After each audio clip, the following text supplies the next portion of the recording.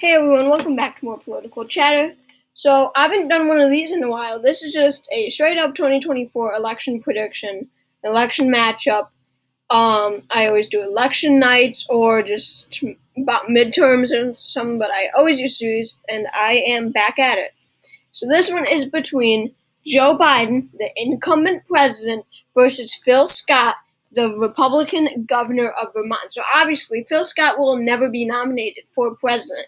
He will never run because he likes his spot as governor so much, and he does not want to go into national politics.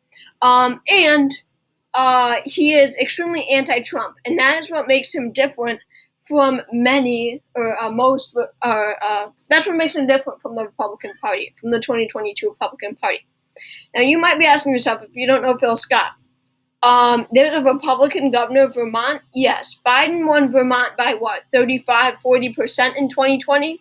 In that year, Phil Scott was reelected by, I think, 40%, okay?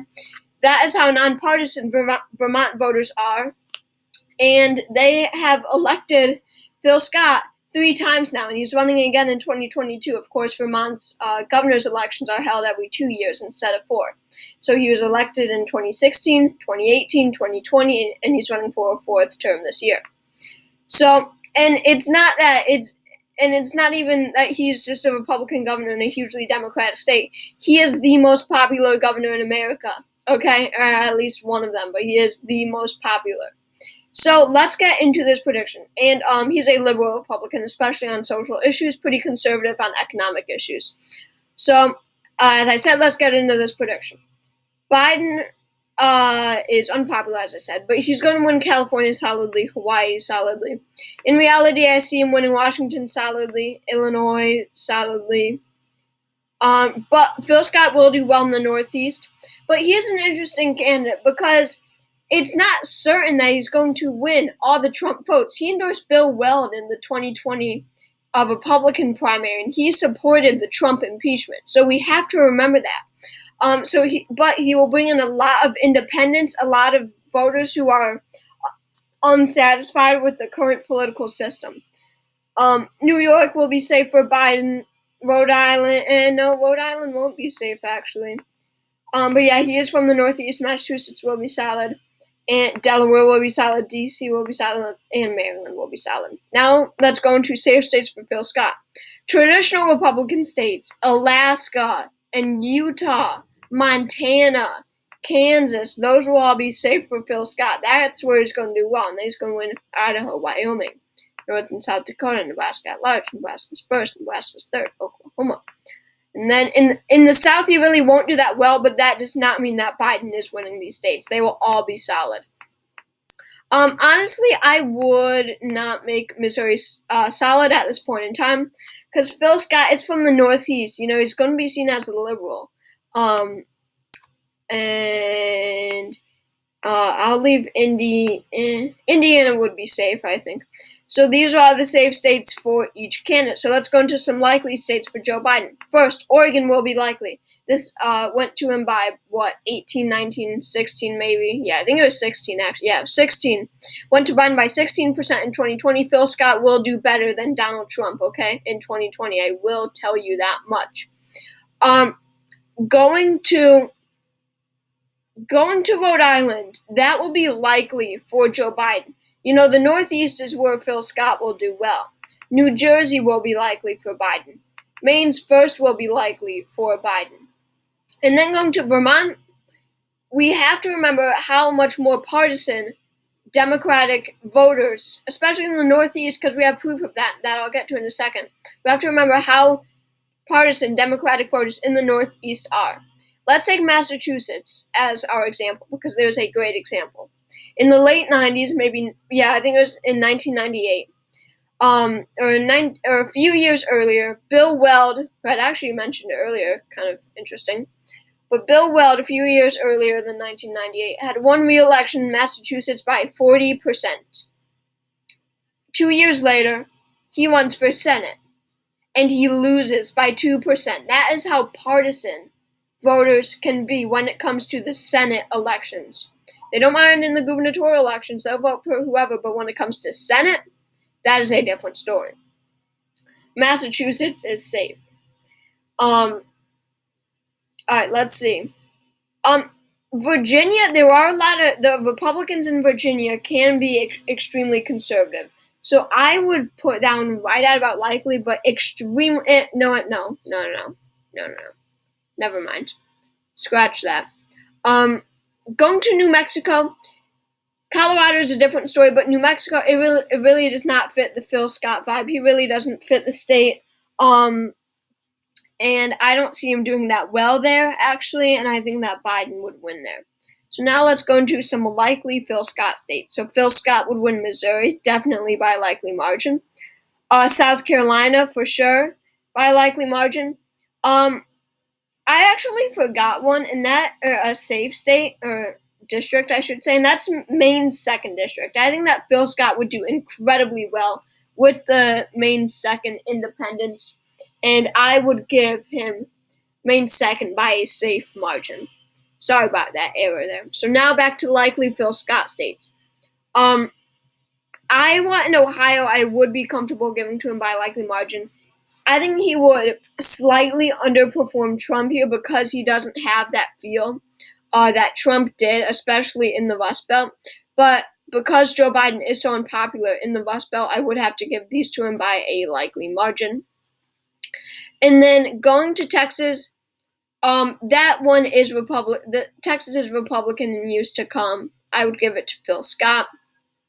And that's going to be it. So now it is time for the lean states, and let's start with the Democratic ones. All right, so I would give Nebraska 2nd to Biden by lean margin just because it did go down by 6.6% in 2020. Colorado will be lean. There's a lot of independent and nonpartisan voters in Colorado. Many Democrats, that means, or many left-leaning people, or Democrats who would be willing to switch to Phil Scott and vote for Phil Scott. So therefore, I believe that many would switch to Phil Scott, to the Scott campaign, and I think that Scott would narrow it up, making it a lean margin for Biden. Oh my God, I forgot a big one, guys. And it is a likely margin state for Phil Scott, and that's the state of Arizona. Biden won the state of Arizona by less than 1% in 2020, but Phil Scott is a traditional Republican, and we have to remember that. I totally forgot about that. He's a traditional Republican. He really fits the McCain-type feel that Arizona independents and Republicans want, right? And I think that Phil Scott would be able to pull out a win by a likely margin in Arizona. I think that he would do very well in Arizona, much better than Donald Trump. So we're back to lean states. Sorry about that. Lean states for Joe Biden, we're still at. The state of Virginia, I think that Biden would win by a lean margin. I almost made it likely. But Phil Scott would win a lot of independents here, in every state, but it would stay with Joe Biden. And the state of Connecticut, I do believe, would be lean for Biden. Look, I've said it many times. Connecticut will be a swing state in the future. I don't want to say I can guarantee it, but I am certain that by 2040, Connecticut will be competitive. It will be shifting to the right very, very soon. And Phil Scott is a perfect candidate for Connecticut. A lot of moderate Democrats that Phil Scott would be able to flip. Again, those moderate Democrats, which Biden won in 2020. That's how he won. That is how he won Connecticut by 20 points in 2020. So this would be a major shift to the right, Connecticut. But I do believe that if Phil Scott is nominated by the Republican Party, then it would be a battleground state in 2024. Any more lean Democratic states? I would narrowly make Minnesota a lean Democratic state. I think that this would be very, very close to becoming tilt for Biden, but I would give it to him just based off the amount of Democrats that are in Minnesota. Okay, and I believe that is it for the lean Democratic states. Now lean Republican states. first off, Florida, I do think would narrowly go to Phil Scott. I mean, Republicans aren't not going to vote for Phil Scott just because he supported the impeachment. It's not like they're going to go ahead and vote for Biden. Florida shifting to the right. By 2024, there will be a lot of Republicans in Florida. And Phil Scott will be able to win enough Republicans to win Florida by a lean margin. North Carolina, same type of story. There's a lot of Republicans here. Trump won it twice. And I see Phil Scott winning it again. It's not like Biden is anything special and is going to make that race, is going to make North Carolina competitive. Going to New Hampshire, I do believe that Phil Scott would win New Hampshire by a lean margin. This is a northeastern state that I have an extremely Republican governor, Phil Scott, who's pretty similar. Chris Sununu, who's pretty similar to Phil Scott if we're looking at their policy and their electability and all of that stuff, especially their economic policy. And Chris Sununu would urge voters to vote for Phil Scott. They're friends. Charlie Baker, Larry Hogan, Chris Sununu, Phil Scott, all those guys are all buddies. But anyway, Phil Scott wins New Hampshire by a lean margin. He also wins Maine at large by a lean margin. I mean, if we're just looking at the math here, in my opinion, he's winning. The first district and the second district of Maine both have about the same amount of population. That's why they each have one electoral vote. So if he wins Maine at large, Maine second safe, and Biden wins Maine's first likely, of course, using math, Phil Scott wins. All right, and the all right, I'm giving Pennsylvania to Phil Scott by a lean margin, and that puts him over the edge. This is mostly based off of that it is in the Northeast, and it is a swing state. Okay, of course this is a swing state.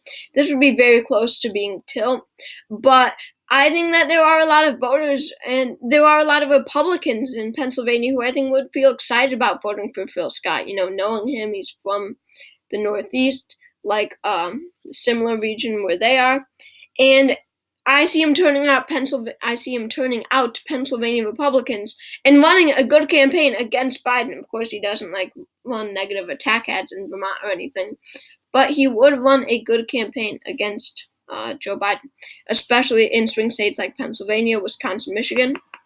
I believe that he would win Wisconsin by a lean margin, mostly for the same reasons. Biden is unpopular here. I mean, he's unpopular across the country, I think, or probably no. But anyway, Phil Scott, I think, would do even better in Wisconsin than Pennsylvania, especially since Vermont is a very rural state. We have to remember that. And so, and Wisconsin is, slightly less rural, but pretty rural, so. All right, so now let's do tilt states. First, let's do tilt Democratic states. I think that Michigan will go tilt Biden. I think that Georgia will go tilt Biden. It's as simple as this. I don't see Phil Scott having the same type of appeal in Michigan and Georgia as he does in New Hampshire, Vermont, obviously, Connecticut, Pennsylvania, Maine. He just won't have that same type of energy and appeal. Especially in Georgia, you need African-American voters to win, and in actually both states. Both have large African-American populations. Phil Scott is not kind of fitting the wants of and needs of African-Americans. African-Americans won't be turning out to vote for Phil Scott, okay? So I think that Biden would very nearly, with his approval rating slightly rising, I think that he would be able to win Wisconsin and Georgia. And finally, the last state is the state of Georgia, and I think that it would be tilt. I make it tilt because of its diversity. There are a lot of Hispanic, African-American, Asian American, all types of voters in Nevada. It's a very diverse state. And that will be an issue for Phil Scott because he comes from a state with one of the lowest diversity ratings in the country. It's the vast majority of people in Vermont and most of the Northeast are white. So he will have an issue with that. However, I think that he will be able to turn the rural voters out enough for him to win. So that puts Phil Scott at 287 electoral votes and Joe Biden at 251. If you enjoyed this video, please consider subscribing to my channel. It would mean a lot to me, and I hope to see you.